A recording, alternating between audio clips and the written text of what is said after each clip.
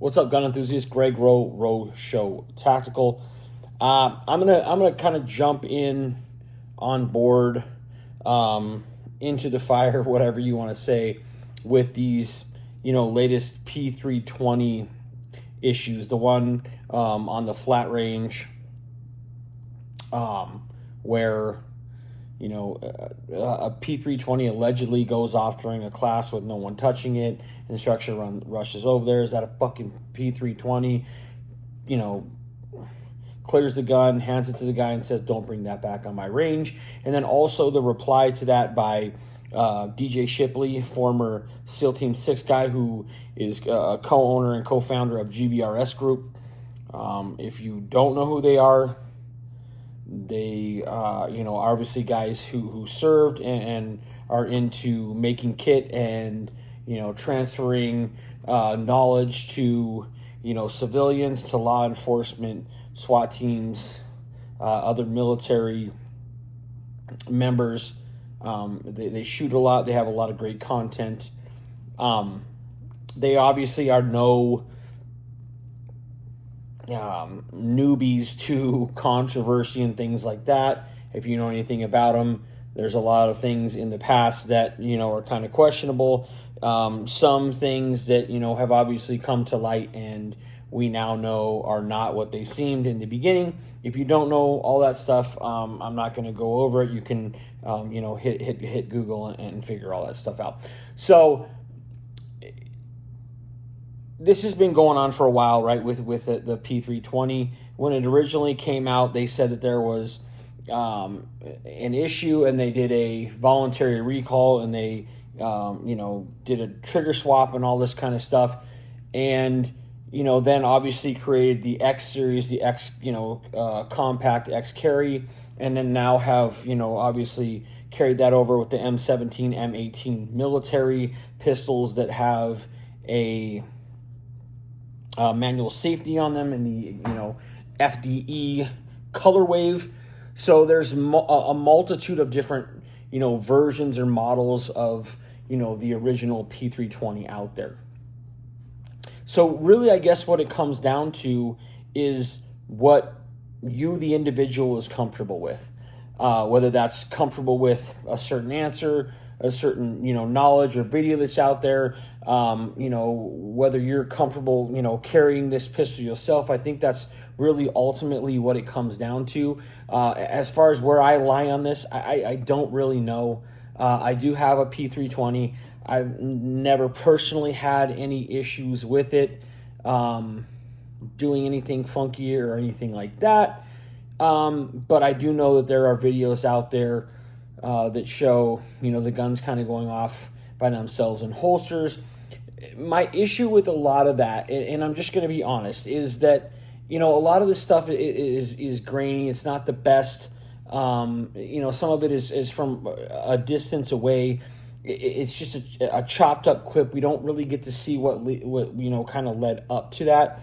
Is this a security guard? Is this a police officer? Is this somebody who took their gun off in the bathroom and then went to put it back in the holster and maybe didn't get it in there properly seated, and maybe it's sitting a little funky, or he got something kind of in the trigger guard and it's not sitting the way that it should, and when they move or run or do whatever, it kind of wiggles and ends up making that round go off. I don't know. I don't know if that's the case. I don't know if it's just the gun itself going off. If you do some research on this stuff, you could find, what the police department says, and, what the lawsuits say, and what the officers or whatever themselves are saying. But I almost wonder if, maybe somebody can, point me in the right direction here, or maybe has some information that I don't have or can't find. But, is there maybe a distinction with these EDs, with these, these ADs or these NDs, and maybe a certain holster manufacturer or a certain style of holster? I know a lot of people are running, level 2 or level 3 duty holsters.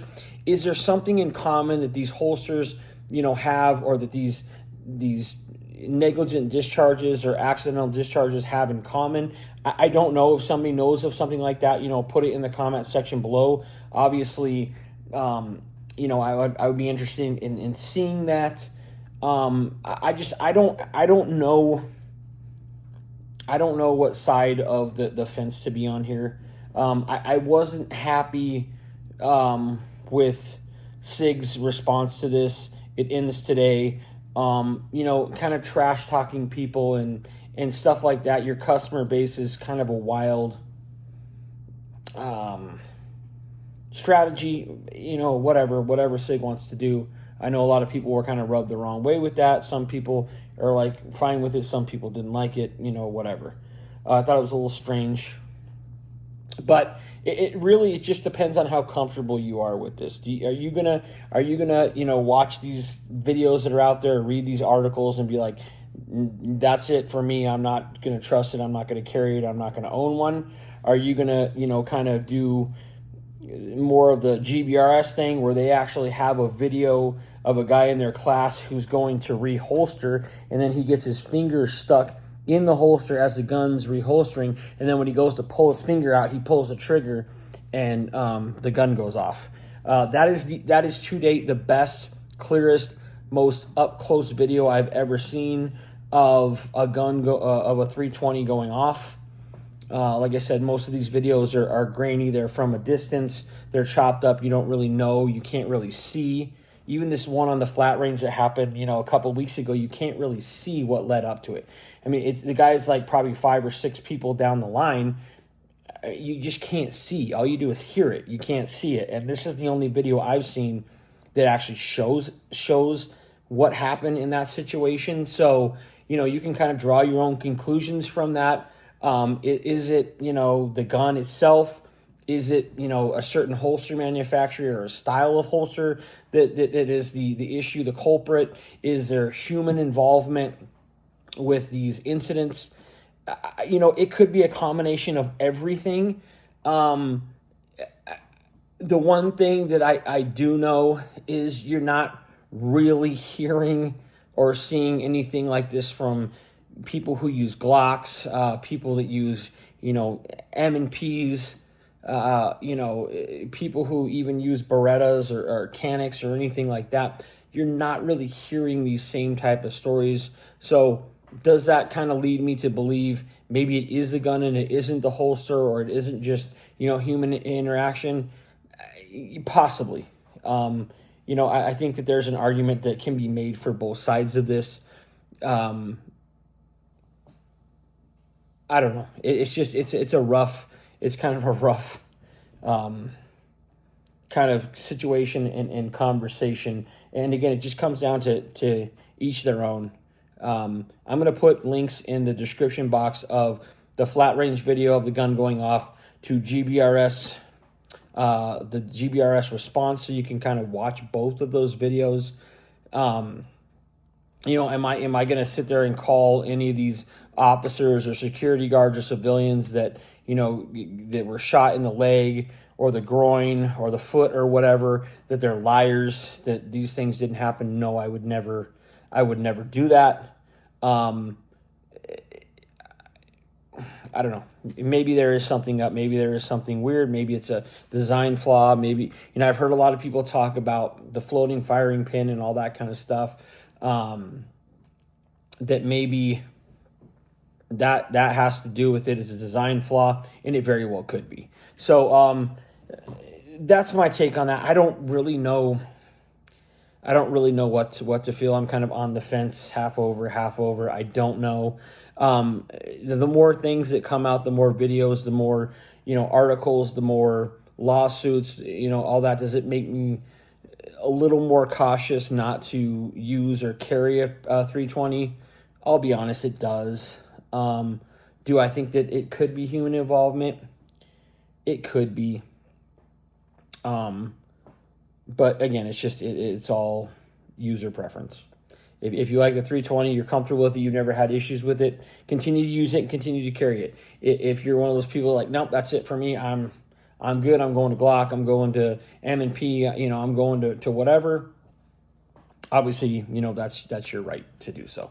So that's it for me. That's my take on this whole thing. I don't really know what to think. I don't know if I'm more confused or less confused than I was yesterday or last week or last month about this situation. I don't know if any of this changes how I view the, you know, platform itself. I think only time will tell. So I hope you enjoyed the video. Let me know what you think about the 320 in the comment section below. Do you like it? Do you carry it? Do you use it? Have you ever had any problems with it? Do you know anybody that has? I think that's the other part of this, right? There's so many people that are like, oh, this is what's going on with the firearm. Like, have you ever personally had an issue with it? Have you ever personally seen somebody have an issue with it? Have you ever been on, you know, a range or in a training course or anything like that, you know, shooting a competition or whatever, where you have seen this happen, experienced this gun, you know, maybe going off by itself in the holster, or, you know, maybe going off while it's sitting, you know, out in front of you? Have you ever experienced that yourself? If you have, let me know in the comment section below. As I stated, I'm going to put the links to the flat range video and to the GBRS response video in the description of this video. And I think that's, you know, that's sort of where I stand. And that's really it for me. If you like the video, subscribe to the channel, thumbs up, let me know what you think in the comments section below, share the video, and until next time, I'm out of here.